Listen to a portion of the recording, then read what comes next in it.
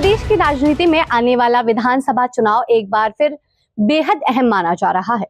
देश की सियासत में यूपी की भूमिका हमेशा बड़ी रही, क्योंकि यहाँ की राजनीतिक तस्वीर का असर राष्ट्रीय राजनीति पर भी देखा जाता है। ऐसे में भारतीय जनता पार्टी ने अपनी संगठनात्मक टीम में कुछ ऐसे फैसले किए जिसकी चर्चा राजनीतिक गलियों में तेज हो रही है। बीजेपी ने मुस्लिम समाज से आने वाले दो प्रमुख नेताओं को महत्वपूर्ण संगठनात्मक जिम्मेदारियां सौंपी हैं।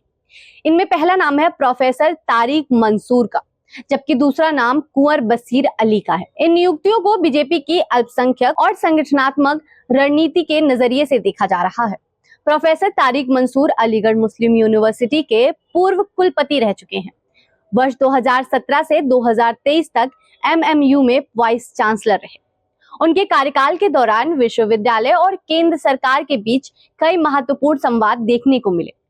बाद में उन्हें उत्तर प्रदेश विधान परिषद का सदस्य बनाया गया और बीजेपी संगठन में एक महत्वपूर्ण जिम्मेदारी मिली। तारिक मंसूर को बीजेपी की नई टीम में उपाध्यक्ष की जिम्मेदारी मिली। वह पसमानदा मुस्लिम समाज से आते हैं। बीजेपी लंबे समय से पसमानदा समाज तक अपनी पहुंच बढ़ाने की कोशिश कर रही है। ऐसे में मंसूर की भूमिका को इसी व्यापक राजनीतिक रणनीति से जोड़कर देखा जा रहा है।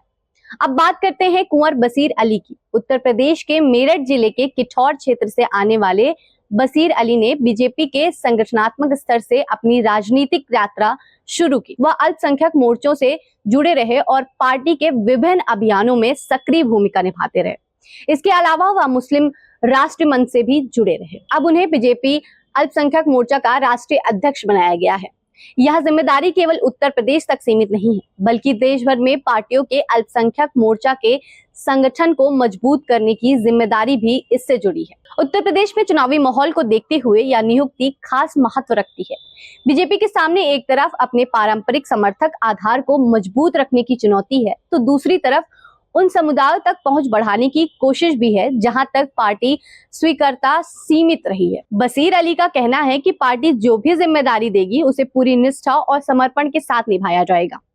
उनका जोर सरकार की योजनाओं को अलग अलग वर्गों तक पहुंचाने और विकास की रणनीति को आगे बढ़ाने पर है। उनके अनुसार स्वच्छ भारत अभियान, आवास योजना और दूसरी सरकारी योजनाओं तक जाति या धर्म के आधार पर नहीं, पात्र के आधार पर लोगों तक पहुंचना चाहिए।